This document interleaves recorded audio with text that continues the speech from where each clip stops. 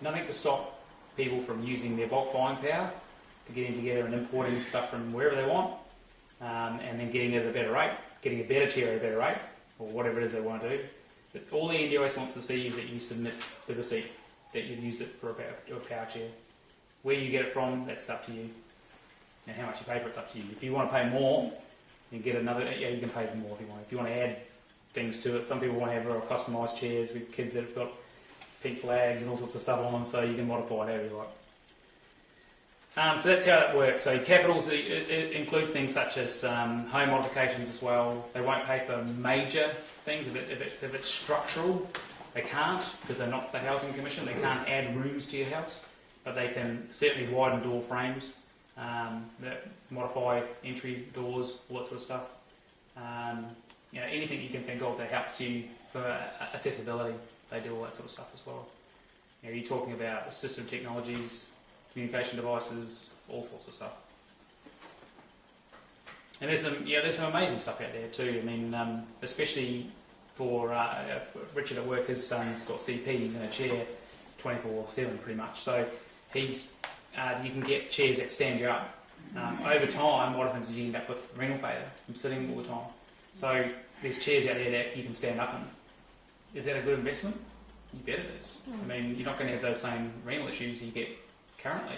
I mean, this is a government. They want to save money. They can see the value in preventing that.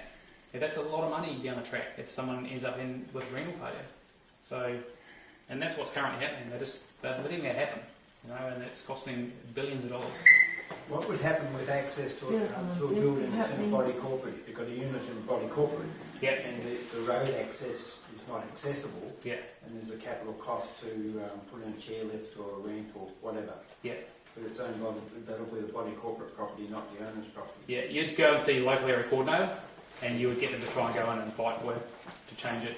But what the local area coordinator also does is work with property developers, making sure that they actually are thinking about it. So would NDIS still consider funding that? Is it? No, they would still have to do that. They wouldn't. I mean, it's to say if that body corporate's responsible for doing that, then they should be, even if they haven't done it. So I mean, if you've got a house or access there that you talk to the NDIA about it, being part of a body corporate, they'd have to agree if there's going to be modifications done. You can certainly get modifications done, but I don't know if they'd fund a really. Well, they might. I don't know. You'd have to ask them, run it by them, and see what they say. But there'd have to be maybe a shared cost. Body corporates can't stop you modifying access. That's right. But lifts, I'm not sure about. I'm not sure about a lift. I mean, it's the same thing with cars too. I mean, they do car modifications, so they'll modify your car so that you can have a wheelchair lift. In some cases, that's more than the cost of the car. So they're saying, well, actually, some of these Japanese imports, like the Nissan Cubes that are fully modified, ready to go, is cheaper than modifying your car. You'd have to have a car that is capable of being modified. It can't be older than 10 years or a whole host of things. Then you get a quote, and you go, and it would be really expensive. And then you would say, okay, well, this is what's going to cost to modify our car. I can buy this car that's already modified cheaper. Will you pay for it? And that's actually on the table. Okay, so they may even provide cars in that case. They wouldn't, if you said, oh, just give me a car, they probably wouldn't. I think if you've got a car that you're going to modify, but it's cheaper to get the other car rather than modify yours, then they'd probably do that. See what I mean? But if you just said, oh, I want a car, they probably would say, oh, no, we can't do that. So first you have to go through the rigmarole of getting a quote done. But in most cases it's more expensive to modify existing vehicles.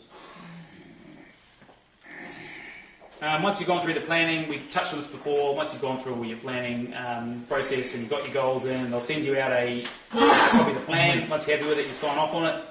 Don't sign off on it until you are happy. And then you can choose how you want to manage it. So we touched on it being NDIA managed. That means that you simply use your services, your supports, access, whatever it is, and then they will then bill. So if you wanted to use with Blue Care, the OT there, they would then bill the NDIA. You wouldn't notice any difference. Just go and use it. No gap, no nothing. Go and use it. Go home.